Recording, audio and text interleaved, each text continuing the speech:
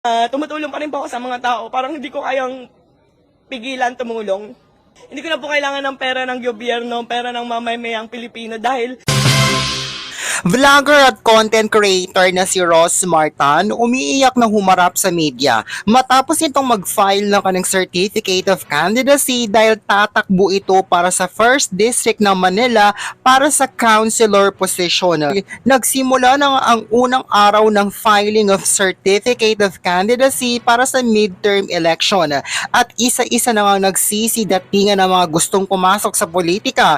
May mga dating politiko na gusto ulit makakuha ng posisyon at kapangyarihan sa gobyerno. Meron din mga artista, pati na rin mga vloggers at content creators ay nag-file na rin ng kanilang Certificate of Candidacy.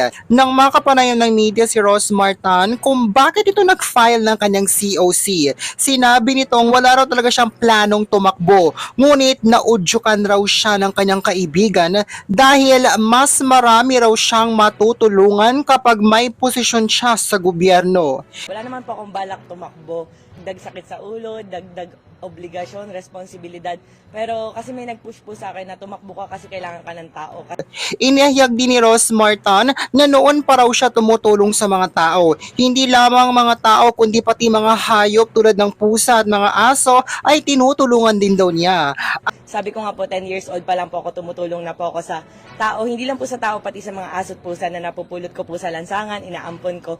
Ang kanyang pagtulong raw ay noong pa raw niya ginagawa, hindi tulad ng mga politiko na tutulong daw kapag tatakbo pero kapag nakaupo na raw sa posisyon ay hindi na raw magpaparamdam. So, hindi lang po ngayon ako tumutulong na kagaya po ng iba na dahil may kailangan, dahil eleksyon, tumutulong sa mga tao. Tapos pagkatapos, wala na, hindi na ulit magpaparamdam. So, naging emotional nga si Ross Martin nang humarap ito sa media nang idetalye niya kung paano niya tinutulungan ang mga taong nangangailangan kahit hindi naman niya kaano-ano ang mga ito. Nakikita po sa skincare brand ko po, nagagastos ko na po talaga sa pagtulong sa mga tao. Dati po tulong pa rin po ako sa mga tao, parang hindi ko kayang pigilan tumulong.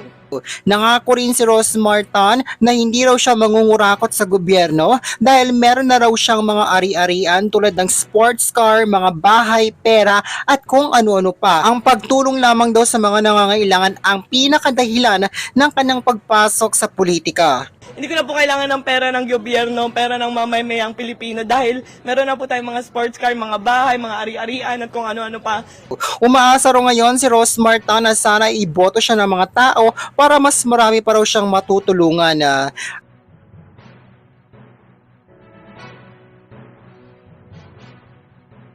Opo, guman ako sa social media. Pero isa lang po yung sinisigurado ko po, hindi po ako kurakot na tao.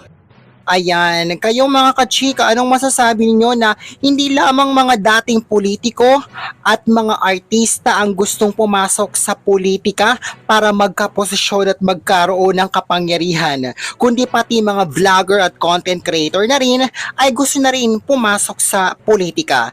Anong hanas mo dito?